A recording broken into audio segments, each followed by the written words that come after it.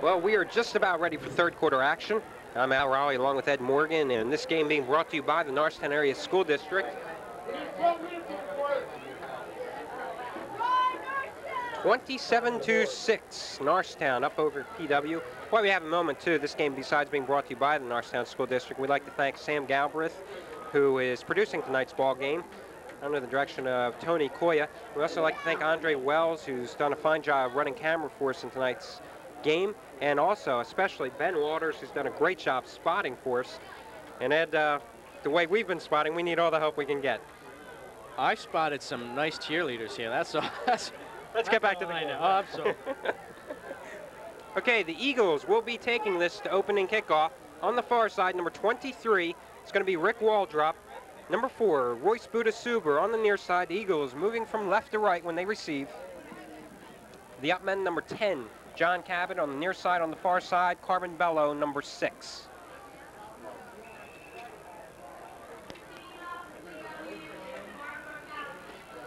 Number 85, or Mark Borkowski, is going to be kicking off for PW. Cabot taking it for the Eagles. Cabot finally turning the corner, has some running room, running up the sidelines. Cabot finally pushed out of bounds. He just ran out of territory. Number 24, Terry Finnessy, pushed him out of bounds. And good thing he did, because John Cabot was off to the races if he didn't. And coming out for the Eagles, Matt Weber, number 11, at the helm. In the backfield, the tailback, Wayne Denson, number 2. Number 6, Carmen Bello, the fullback. Number 87, Pete Edwards. On the near side, flanker, Royce Budasuber. Bello with it. Bello finally dragged on down. Let's see if we find a marking here. Pickup of about 3 yards. Correction, make that a pickup of 6 yards. Ball now in Plymouth Whitemarsh territory, spotting in at the 48-yard line. 2nd and 4. Denson is in the ball game, so his injury must not have been too severe. Elsier coming to the near side in motion. Denson taking the pitch. Bello out there in front. Denson running into one of his own blocks, still manages to turn the corner, and he's accelerating down the sideline, and he is tripped up. Number 17. Who was that? Number 17 for Plymouth Whitemarsh. That is Mickey Pergine, and once again, Mickey Pergine, the last man in there. Game-saving tackles. Denson. That time, Denson made something out of nothing, Ed. He ran into one of his own blocks. That's right, and you're right, exactly right. He made something out of nothing, and he showed his power, too. He shook off not only the guy who was trying to tackle him, but his own blocker, and showed his power, and then he showed his speed as he turned the corner on the left sideline. I was going to say the left baseline. I thought it was in the basketball. And he made, like you said, something out of nothing.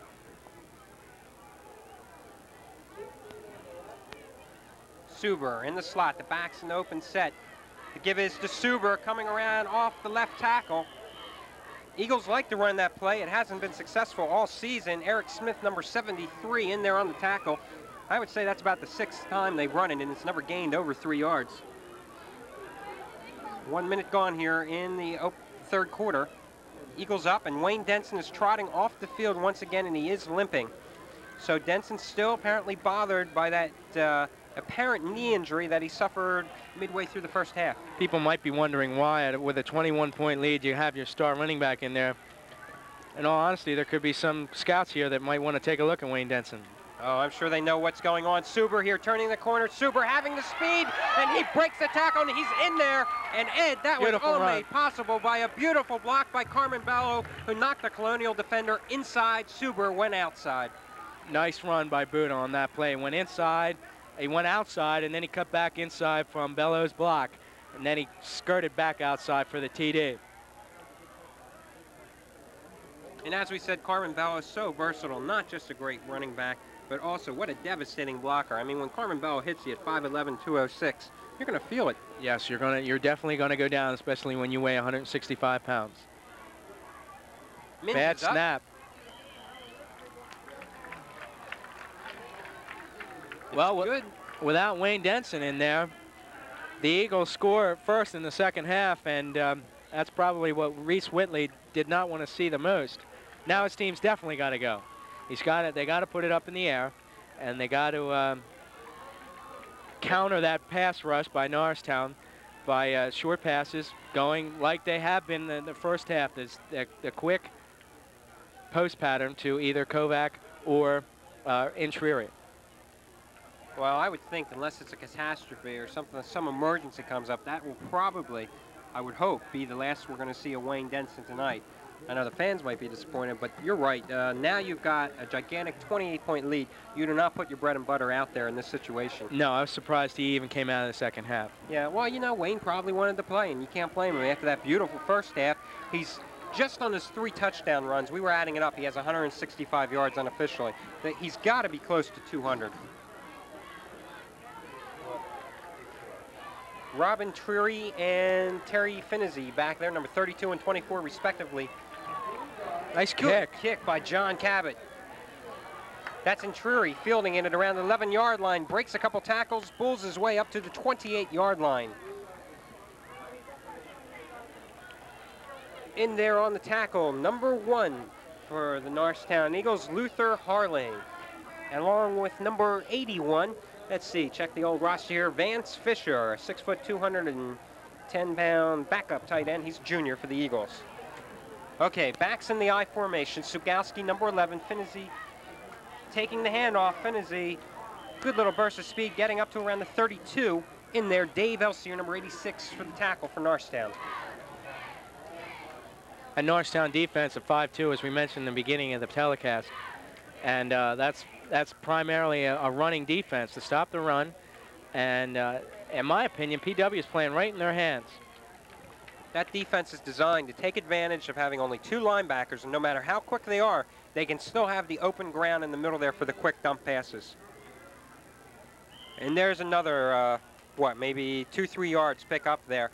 And so far, they're still trying to establish that running attack to set up the pass when it has to be the other way around. That's exactly right. That's exactly right. And you have to wonder why. I mean, you're looking at the scoreboard from the sideline, and you see your team 34-6. They're down. Hey, now's the time to get going.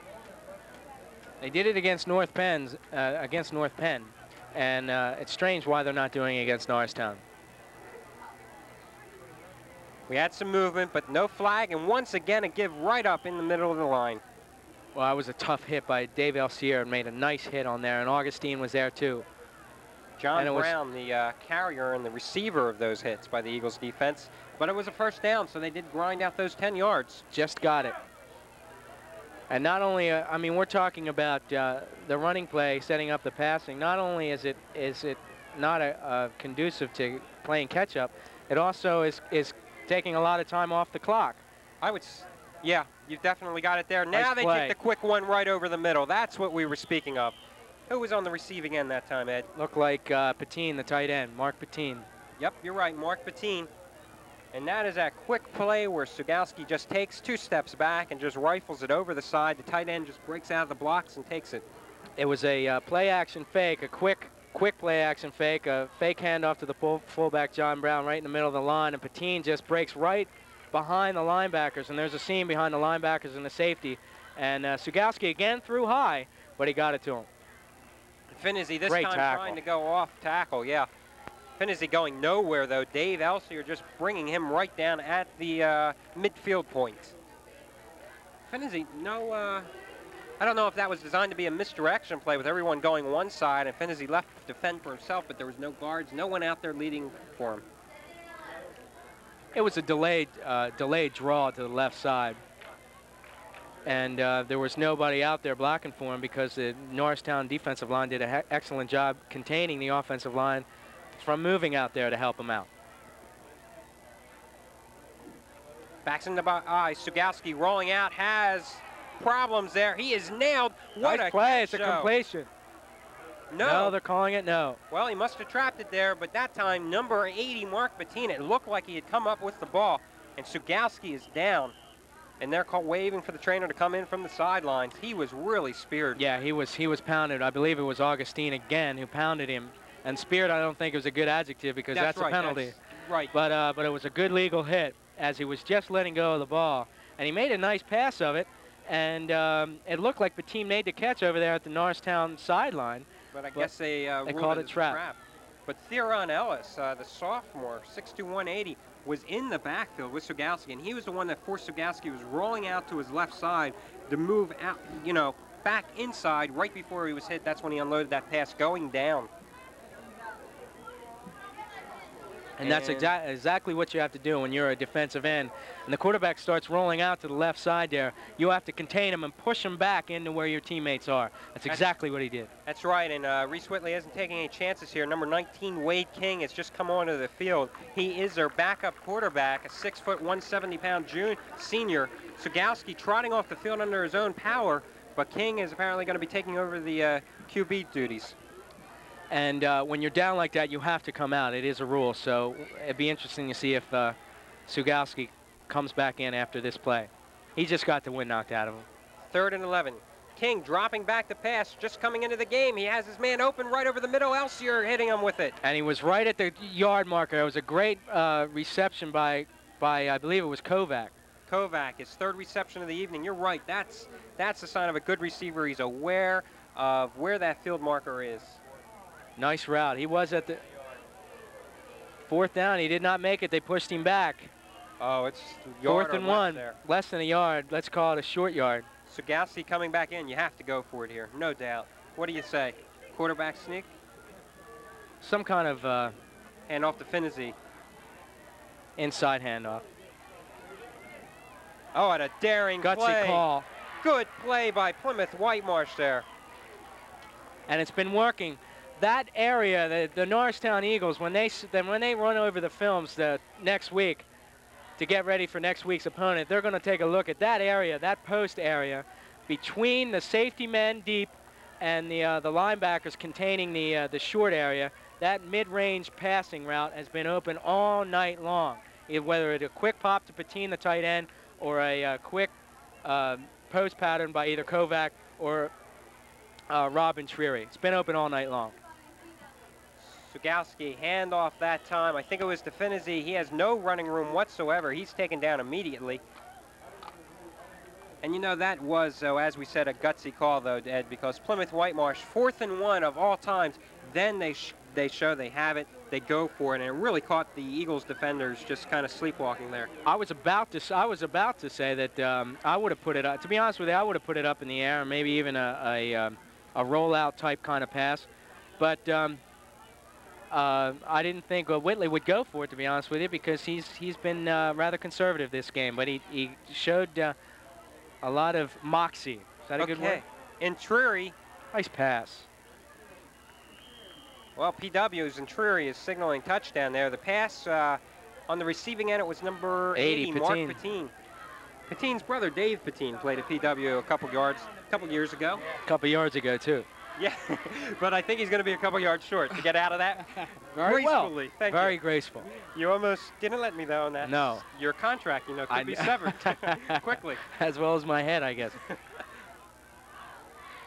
Okay, goal line stand time for the Eagles. You can see everyone packed in tight. Lots for Finney here. No, Sugalski, now they go with the quarterback sneak. I don't know. They're still impiling. I think he's still going to be short out there. They are short. A quarterback sneak. Sugalski didn't really. He didn't have that much momentum. No, you got to either jump up over the line if the offensive line pushes the guys down, or barrow behind the offensive line. But he just kind of lunged, and that's not going to do it, especially when you got those big boys like Augustine and the Chavou brothers, and clogging up the middle there. Surprised they did that. Augustine and the guys on the line, they're going to get low, try to push them back here. Now I would say give to Finney. Oh, my goodness. That's they're why going to we're go here. for it. Great pass. In the end zone. Kovac, right there. And a great reception by Bobby Kovac. He moved to the ball there. He was open. He was actually covered by Dwayne Jones on the play, but he moved to the open spot on the field. There was no safety help from Jones. Helping out Jones, I should say. Sure, it was single coverage, and everybody was playing tight to the line. And Sugalski made a nice pass there, but Kovac made the play by moving to the open spot. You know, coming into this season, Kovac Actually a great high jumper. He has some good leaping ability. Not particularly great pair of hands, they said, and also not great speed, but he has definitely been the star on the PW offense. They're going for the 2 points here, but it's picked off. The same play, but this time they had safety help. That was Jaquise Rochette. I think was back there picking off. You're right. But some very innovative play calling that last series, 4th and 1. They threw it over the middle. And then here we have it on a goal line stand. They roll out. Sagowski does roll out and passes it into the end zone, Ed. And you're surprised, and it surprises me that they started it so late.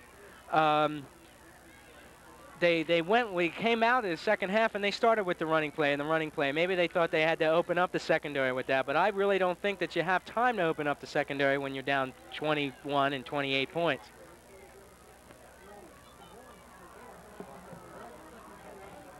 So it's 34-12, 4:11 left to go here in this third quarter.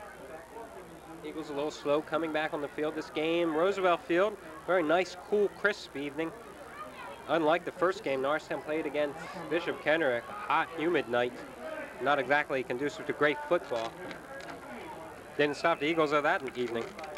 They opened the season, of course, with that 39-0 whitewash of Kenrick. Kick over to the far sideline, fielded by Norristown's Rick Waldrop. Waldrop cutting through there, breaks a couple tackles. Finally, let's see, he's going to be stopped around the 39-yard line. In there on the tackle for Plymouth Whitemarsh, it's number 86, Steve Voreski. 6'6", 200-pound senior. Defensive end, tight end on the team. An all-around nice guy. You have to say that. I mean, the guy's 6'6". And you're just coming in here at what, around 5'10"? You'll say anything, yeah. That's very charitable, a very charitable 5'10". But a mean 5'10", I might add. A mean 5'10". Yeah, right. You beat up postage stamps. I can lick them pretty good. I know. But seriously, folks, 1st and 10, Norristown with the ball. That was Carmen Bello that time, bullying his way through. Bello's forward momentum carried him to around the 41-yard line. Again, Alan, again, they set up Bello with the, they handed off quickly to Bello, but Buddha Suber came around for the fake end around, and everybody looked at him, and that opened up the middle for Bello for a nice first down gain of 6 yards. Lonnie Williams, number 84, in the game now. He, along with Pete Edwards, number 87, have been bringing in the plays for Norristown. Elsier in motion to the right side. The pitch this time to Suber. Bello out there on the block. Suber tries to cut back and go to the outside. You're right. They went for the legs that time. Who was that? Number 22, John Brown. John Brown, right. Wayne Denson still on the sideline, trotting around. He has an ice bag wrapped around his ankle, and they're still applying ice to his knee. Looks like Denson wants to maybe play a little more here. He's trying to get himself limbered up, but he's still limping noticeably. There's no way he's going to play again, or he shouldn't play. I would hope not. You're right, 34-12. You never know, though. If it gets close, you never know if they play him, but one game isn't worth his career. You're right. Elsier this time coming to the left side. Weber taking it himself. Weber following the block of center Chris Augustine, picking up the necessary first down yardage. First and 10. That call, I believe, was made at the line. Weber, what they do is they call the play, but Weber sets it up with his center and says, if there's an opening now, I'm going to tap you on the hiney there a little bit, and we're going to go with the quarterback sneak. Nobody knows they're going to do it except Weber in the center, Andy Ward. Oh, you're right, Andy Ward. I'm sorry, I gave that assist that time to Chris Augustine. Pitch now to Suber, going over to the left side. There. Suber, fast and shifty. This time, no running room, though. Ran out of turf. 46-yard line. He is stopped.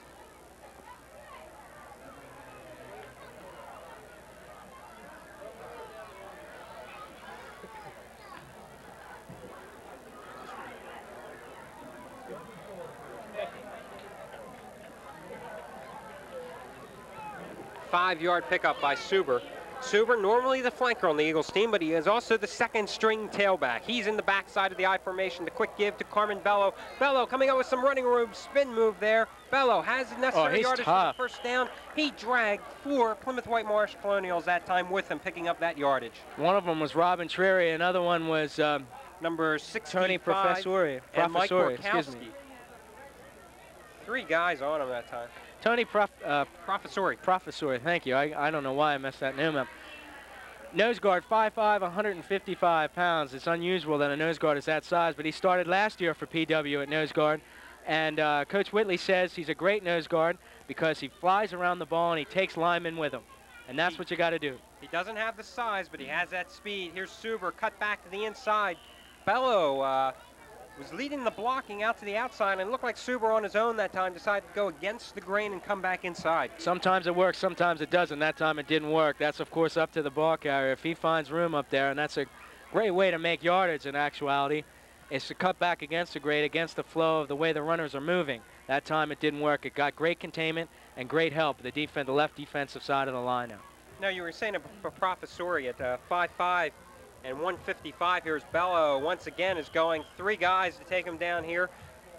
The man that was really responsible for pulling him down was number 28, Al Torsini. But you know, you look at Professori and then you look at the Eagles nose guard, Chris Augustine, 6 foot 205. A little difference there. That's exactly right, but don't get the idea that oh, the size doesn't make, I mean, you're looking at quickness to make up for that lack of size. Matter of fact, you know, when PW goes into a 4-3 alignment, it's Professori who plays the middle linebacker role.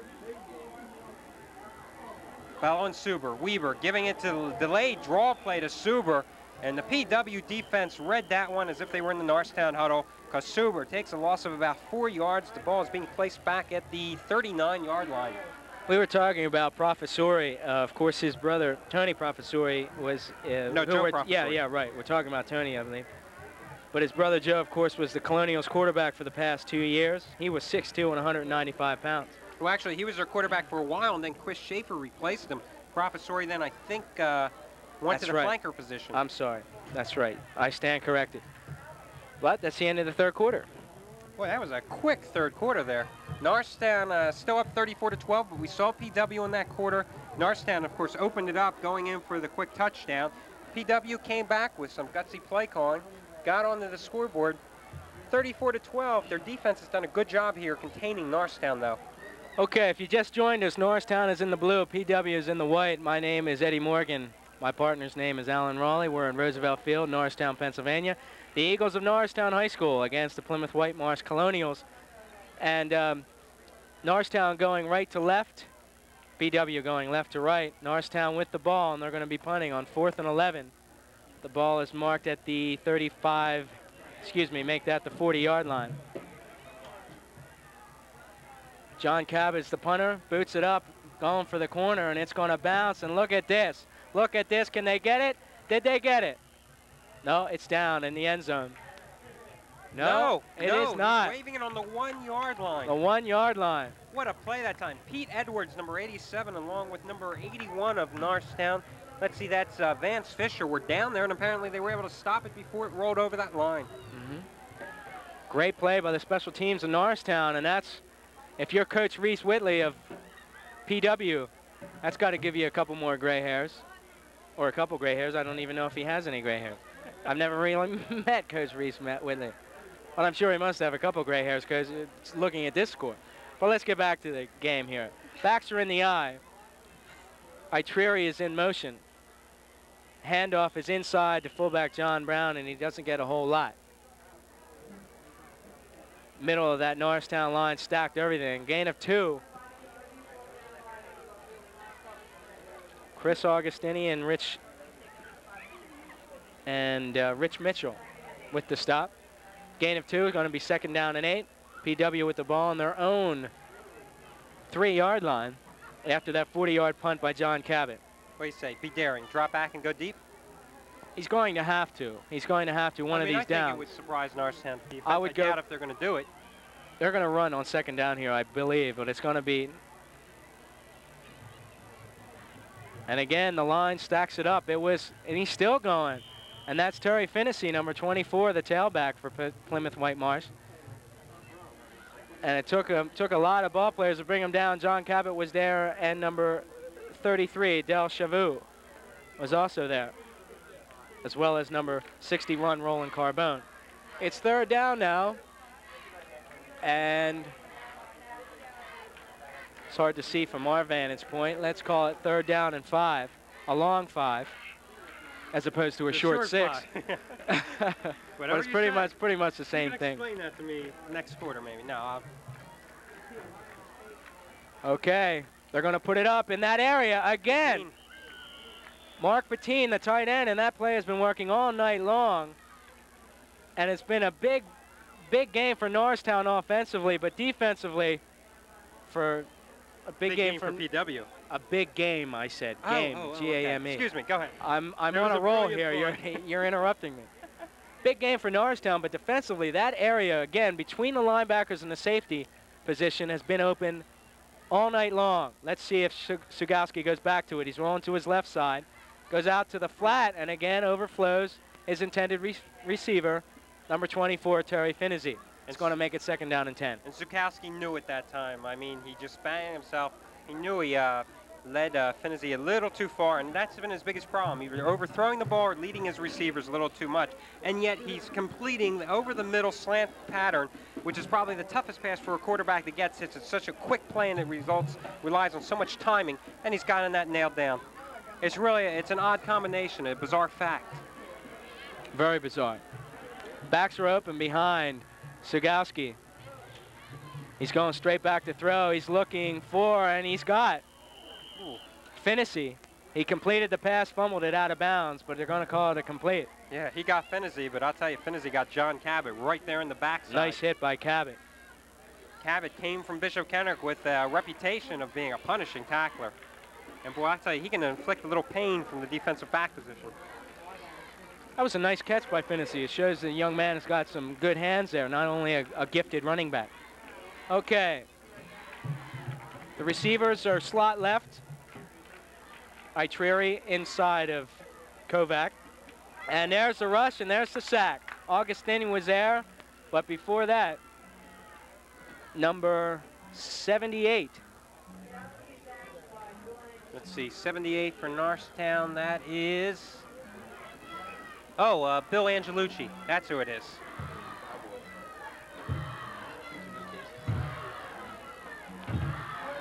That's going to set up a punting situation with 4th and a whole lot. Let's call it 10. Call it anything you want. You got the mic. Sugowski's going to do the punting. Could be a fake punt here. You never know. But it's not going to be. Sugowski punts it. It's high, but it's not real long. It's going to bounce at about the 30-yard line. It's going to roll to the 40. Let's call it the 43-yard line. It'll be 1st down and 10. Putting it down there with split end Bob Kovac. You know, Bill Angelucci, who made that last tackle, is in the ball game right now because number 70, Rich Mitchell, who is the left defensive tackle, is on the bench having ice applied to, I believe, his right knee area. So Mitchell apparently forced out of the game. 8 minutes and 27 seconds. Thank you very much. You're welcome. Left to go in the game. Norristown with a commanding 34-12 lead. And they're on offense, still with the first team in. Weaver at the quarterback spot. Remember, Wayne Denson is not in there. He's hurt his knee a little bit. Handoff is inside, and Bella just burying some people. Nice 1st down play, and that's a really great way to run an offense. On a 1st down, just give it to your fullback. Let him get 5 or 6 yards, and then your 2nd and 3rd down plays, it opens you up and gives you more of an advantage. Oh, my goodness, sure, because when you look at your 2nd down, I mean, when you have 2nd and 4, 2nd and 3 facing you rather than 2nd and 9, just as an offense, it makes it so much easier. Steve Voreski with the tackle on the last stop of the Bello. Pitches to Buda Suber. Suber's being chased. He cuts it back in, makes a little bit out of something. Number 73, Eric Smith with the tackle. He is the right defensive end for Plymouth Whitemarsh's 5-2 defensive alignment. Going down the defense for Plymouth Whitemarsh. In the middle guard is Tony Professori, Les Duckett, and Chris Buckley are the tackles. Steve Oreski and Eric Smith at the ends. The linebackers are Mark Mancini and Dan Schuler, number 34 and number 36, respectively. We'll get to the defensive backs a little later. Backs are in the eye. The receivers slot right. Alcier inside Edwards, and we got some movement, and what's it going to be? Somebody jump. We'll let the officials call it, because I'm terrible at these things. But if it's a middle guard jumping, it's going to be offsides against PW. And I never understood how the middle guard can jump offsides when he's a guy right there in front of the ball. And that's when, by the time you're in grade school, you learn that you don't listen to the quarterback. You watch the ball when you're on the defensive line so you don't jump offsides. Well, the center for Norristown, Andy Ward, was probably telling him a joke or something. Probably. Probably. Right. Hopefully it was better than that one. Okay. Matt Weaver, the quarterback, running a little option here. Bello with the ball. Drags again. A couple of PW tacklers in the bottom of the pile. No, I don't think Weaver. Oh, go ahead. Go ahead. Finish I your don't think thought. Weaver has put up the ball maybe more than twice this entire ball game here tonight. Tackle was made on Bello by Mark Martinelli and a whole host of others. We'll run the credits at the end. You know, if you've just tuned in, you want to know the score right now is 34-12, but Wayne Denson not in the game. Only was in for a couple plays of this third quarter. He's been on the sideline. He had a knee injury a little earlier. Nice little reverse to Suber, and he almost broke it. A foot tackle by number 20, Mark Martinelli. Or he would have gone. Buddha Suber, the senior, who's in there at flanker back or tailback. You take your pick. He moves around there, very versatile. It's good to have a guy who can do that, a la Wilbert Montgomery. It's good to know that if Wayne Denson has to be out of a ball game for an extended period of time, you saw that quick tailback in there. Yes, sir, it is. Okay, El Sierra is inside Edwards. On the right side, it's a slot. Backs are in the eye. It's going to be a run. There goes Bello inside. Look at him just bull people. He's got the first down on 3rd and short. And with 5 minutes and 18 seconds to go in the game, Norristown's just blowing them out now. Anthony Professori. Is that right? Professori, yeah. I'm having trouble with that name. And he's a Paisan. I don't understand. Tony Professori. His brother Joe, of course, was quarterback not too long ago here at PW. Well, at PW, not here. We're in Norristown. Very good. I'm glad you straightened that out. Got your foot out of the old mouth that time, huh? And it's not easy while I'm standing. Yes. Matt Weaver's a quarterback for Norristown. The backs are in the eye. Receivers are split. We got to doing a little option action. Carmen Bello carrying the ball for not too much. Mickey Pergine and Tony Professori with the tackle. Tell you, the Eagles are just grinding out the yardage here, and they've managed to consume about 4 minutes on this play, just wearing down the PW defense. I've wanted to say this all game long. Go ahead. What is it? Let's hope the Philadelphia Eagles can do as well Sunday. But then again, since this will be shown afterwards, people should know that. No, but I didn't say which date the Sunday would be, did I? Okay, Buda Suber with the quick pitch end around the left side. He's tackled, brought down by number 20, Mark Martinelli, and I've been calling his name for a lot. And Mike Barkowski also in the tackle. Number 73 was Eric Smith. He was also there. You know, and I'm kind of surprised here. Just one thing about this game. I mean, Norristown, once again, a good turnout as far as fans, but PW, a very disappointing crowd. I mean, that's surprising when they're so close. That's right. I mean, 1/5 maybe of what the Norristown side has here. I wouldn't mind a 5th right now myself. No. Matt Weaver with the calling the signals, off tackle to Suber. And he's got the first down, or does he? Let's see. He might have the touch. Let's wait till they scramble. Unscramble, I should say. It's first down and goal to go at the 5-yard line. Mark Barkowski making the tackle, linebacker, left inside linebacker. The 5-2 PW alignment. Norristown breaks the huddle, 1st and goal to go at the 5-yard line. Backs are in the eye. They're Buda Suber, number 4, and Carmen Bello. Bello right up the middle, running straight ahead.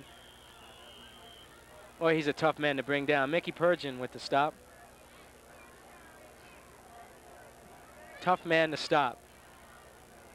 It's going to set 2nd down, also go to goal, but it's going to be a lot shorter, about 2. Let's make that 3. But it's a short 3. As opposed to a long 2. Right. You're getting it now. You're getting it. Couple more games, you know, we'll get this ironed out. And there's a tee out on the field with 2 minutes and 48 seconds to go in the ball game. Norristown called time. Well, another good showing here last week against Kenrick. It was 39-0 here.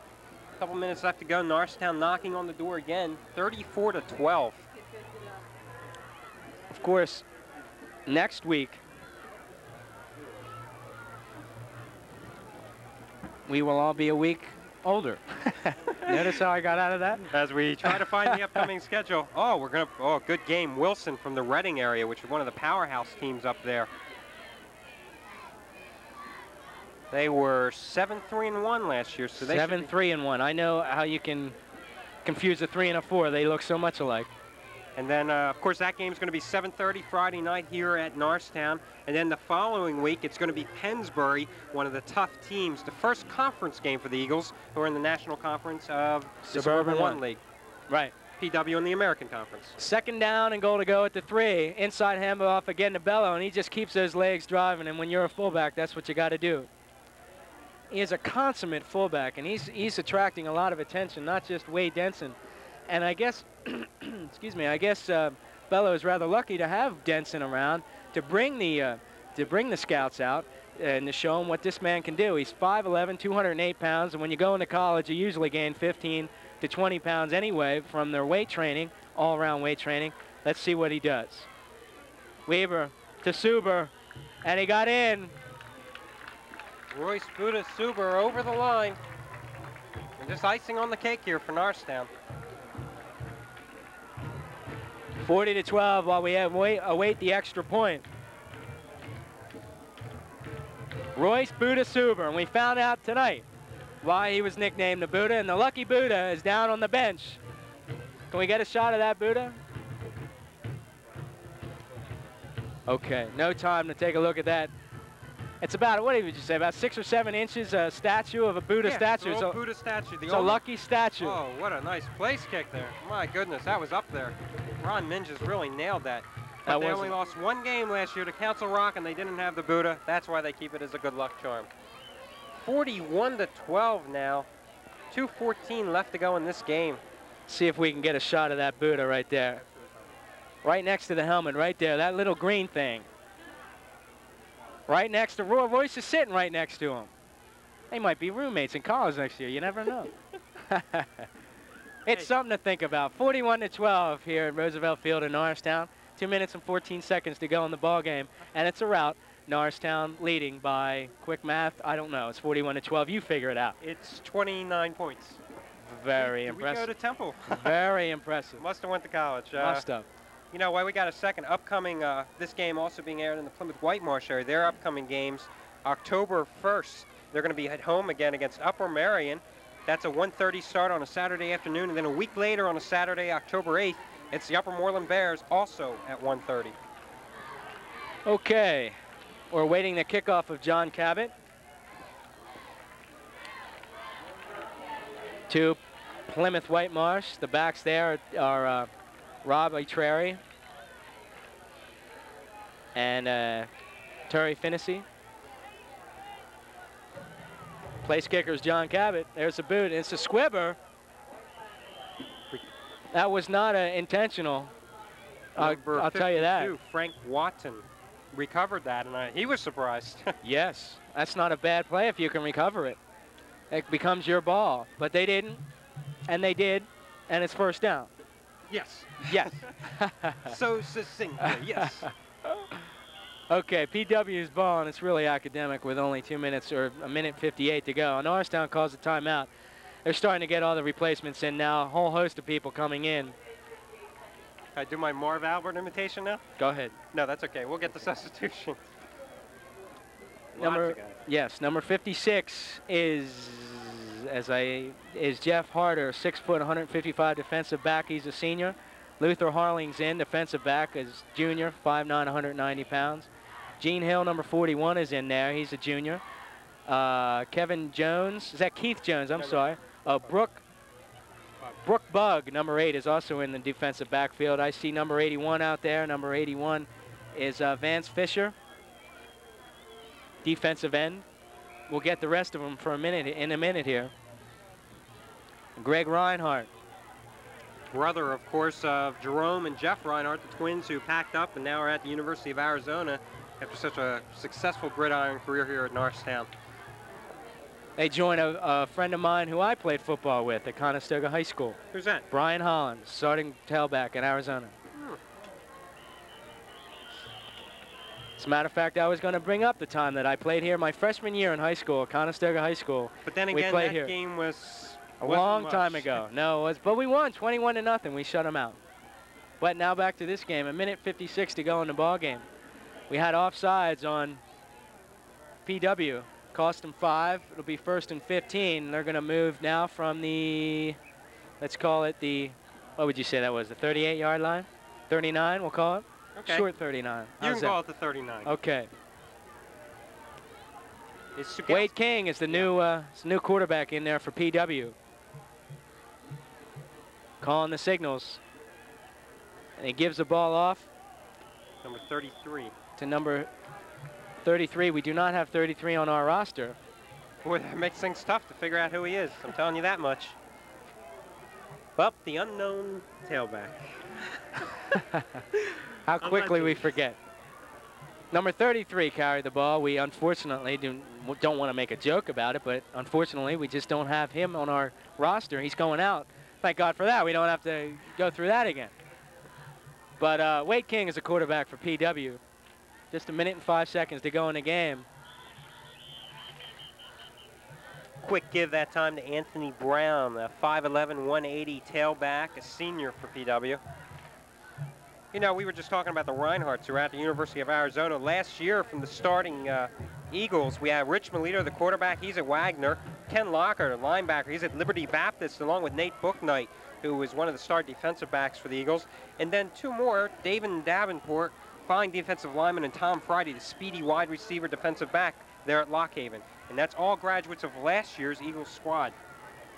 Plymouth Whitemarsh with the ball. And there's mystery number 33 again.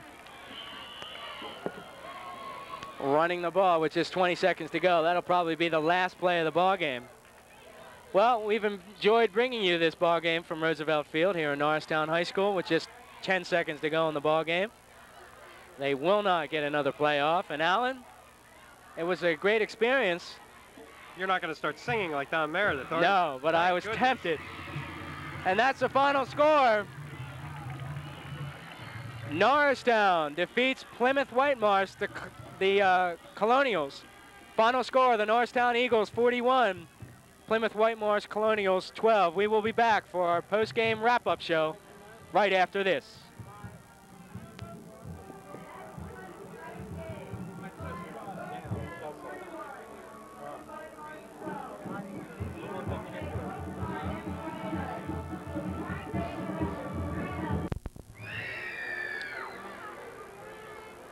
Well, we're here at an obviously happy fans leaving Roosevelt Field in Norristown. The Eagles victorious tonight, 41-12 over their nearby rivals, the Plymouth Whitemarsh Colonials.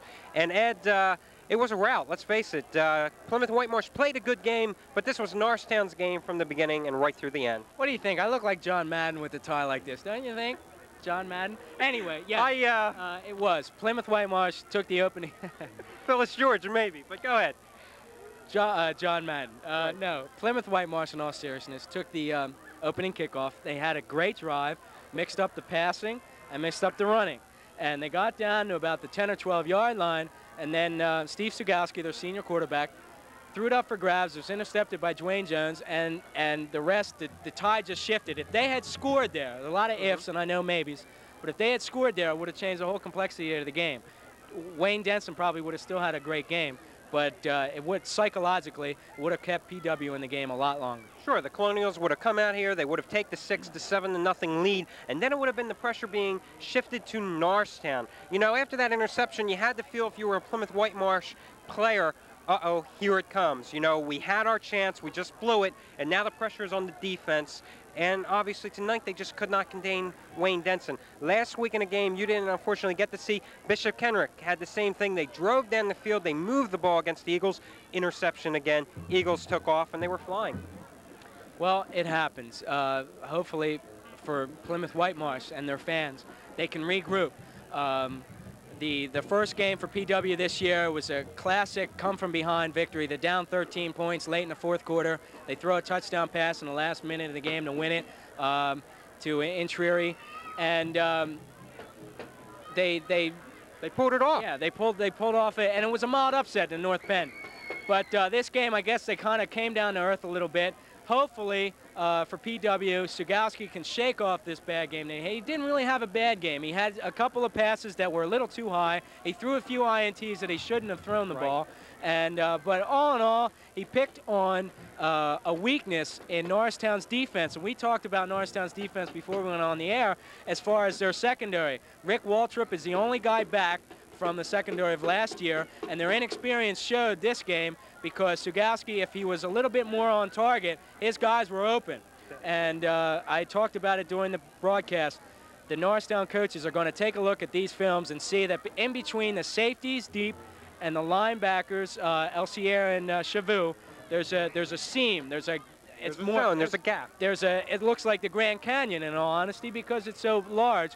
And Patine and Kovac and Intrieri were in there all game long. It was just a matter of Sugowski to get it into it. I would say that they split that seam maybe unofficially 7 times tonight, and they could have had it 3 or 4 more times if Sugowski would have delivered. But you're right, Norristown plays a 5-2 defense. They've got the 5 linemen, which contains the run, gets good pressure on the quarterback, but you have those 2 linebackers. And true, now Chavou and Elsier are very quick and they're fast and they have good size, but the fact remains you've only got 2 guys back there. It's not like a 4-3 or a 3-4 where you've got those extra people, and that's what they exploited. And a good passing team is going to pick the Eagles apart again. What Plymouth Whitemarsh was doing is they were, to freeze those linebackers, they were doing a little play action. Excuse me. So that freezes the linebackers. It gives the tight end to get to that seam a little bit quicker. The safeties don't react fast enough, and that seam, like I said, is like a canyon. Okay, now looking at the Norristown offense, as we said in the first half, it was pretty much the Wayne Denson show. Wayne was at his explosive finest tonight. Denson, a 71-yard burst, a 39-yard burst, and a 55-yard burst to start things off. Boy, Denson, we spoke so much about him at the halftime show, how explosive he is, what great lateral movement he has, but not, I mean, Wayne had a great game. We have to be a little worried because he did come out of the game a couple times with that little knee injury. Apparently he will be okay. But Carmen Bello, also a very good game, and Royce Buda-Suber, who came in to replace Denson, he scored Norristown's last touchdown and did a fine job filling in. But I really would like to focus more or less on Bello, who as a fullback, I think you hit it perfectly when you said he's the prototype of a fullback. Definitely, and you were talking about Denson going down and Suber scoring the last touchdown and playing well, not only at the flanker back position, but also the tailback, flanker back being the back that lines up in the slots. That's important to have. The depth is very important to have. We touched on it in the beginning when we said Plymouth Whitemarsh's starting backfield on offense is their starting backfield on defense. Right. They're out there 48 minutes of the game. That's got to wear on you, especially in the fourth quarter. Denson, Bello, and Weber are out of there when the defense is on the field, so they're resting. Denson goes out, they give the ball to Bello and Suber, and they take care of it. As far as Bello is concerned, I think having Bello around, Bello and Denson complement each other so well in that you have to respect Bello's inside running game, and you have to respect Denson's outside running game, or Suber's outside running game. Right. So the two complement each other very well. I don't think Bello would be nearly as effective if he had another bruising running back there with him, because they wouldn't have to worry about the outside run. They have to cover the whole defense, have to cover the whole field, and when you're spread apart covering Denson, that spreads out the middle, the nucleus of a defensive line, spreads it out, and Bello can just shoot right through. And you can't bring him down with an arm tackle. And we mentioned it at the halftime show. In the second quarter, the defense keyed on Denson. They gave it to Bello, a little trap play to the left side. Bello was off and running, boy. I mean, running, rumbling when you're talking about Carmen Bello, because he's like a train out there. The wheels are constantly going, and he just drags people along with him. He doesn't have too much speed, but like we said at halftime, if he had a whole lot of speed, you wouldn't need him. He's there to do the blocking. He's there to get the tough yards, the first downs, the touches inside the 5-yard line, and that's what he's there. As I touched on it many times, he's very lucky to have a guy like Wayne Denson here and be in a program like Norristown's where you have a lot of recruiting going on here all year round and every year. Excuse me, because a guy like Bello is very, very, very valuable to have, especially at a major college. Don't be surprised if you see him at Penn State next year, because he's the same type of Matt Suey, John Capoletti type runner. That's exactly right. Carmen Bello, I think, is going to prove himself before the year is out to be a Division I quality player. Matt Weber, another good game. He only put up the ball, I think, twice in the entire game, but Matt Weber is back there to be the glue that holds that offense together. He had one little slip up there, turnover where it was a bad handoff between he and Denson. PW recovered. Oh, the light's going out. They're telling us something here, Ed. But they had that. My eyes. I'm but they had that one slight problem. Norristown defense, like I think you'd have to say if there was a defensive star of the game, two of them. Dwayne Jones coming up with the 2 key interceptions, and also Chris Augustine, Chris Augustine, who had a very, very good game at nose guard. Very good, very good. And you hit the nail right on the head. Dwayne Jones, secondary. Chris Augustine, the middle guard. And it's just like in baseball, to be a contender, you have to be strong up the middle. Are you all right? First the lights, and then I almost slipped here. You're about to pass out? I'll get you a fan. But as I was saying, just like in baseball, not to stretch a point, you have to be strong up the middle with the catcher, shortstop, second baseman combination, and center fielder good defensively. Same thing with a football team. Strong free safety and a strong middle guard, and that's an anchor for the defense, and that's what Norristown had for tonight. Okay, and an offensive start for PW, I would say Bob Kovac, who had a tremendous game. One catch he made there right before the touchdown. Looked like Bobby Dernier running in and just taking the ball one-handed, pulling it in, and then taking off with it, and that was just a beauty. I would have said Lance Allworth, but Bobby Dernier is stretching a point a little bit. But he also made another nice catch he made was in the end zone for the PW's last touchdown. And if any of the young guys are watching, the guys who want to get into high school football, maybe even longer than that, you move to where the opening spots are. And you don't just, if you have to break a pattern, you do it to get where the open spot is. He ran a quick post pattern, a quick turn in. It was covered, and he just went over to the safety spot where there wasn't a safety because it was a blitz. And you like that? Sugowski just hit him, and it was a nice play. Yeah, I'd go with Kovac as the star of the game, offensive. Okay, so PW, it was a learning experience. Hey, they're going to come back. Don't mark them out. For Norristown, just another long line of victories.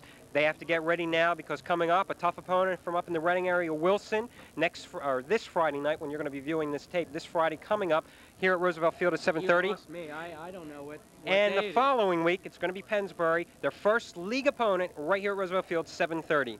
Okay, so a fine game. I'd like to thank Ben Waters for doing some great spotting for us, and believe it, we need it. Also, I'd like to thank Sam Galbraith, who produced this ball game for us. Also, I'd like to thank, I'm running out of names here, Andre Wells and Dave Barletta. Dave Barletta, thank goodness he's up there holding the sign up for me. You think the guy? It's only 6 feet long. Yeah. Okay. For Ed Morgan, thank you very much for helping me out with this ball game. We will be back very soon. Stay tuned to this Norristown School Public Access channel. You'll see future upcoming Norristown football games. Take care, everyone. See you again.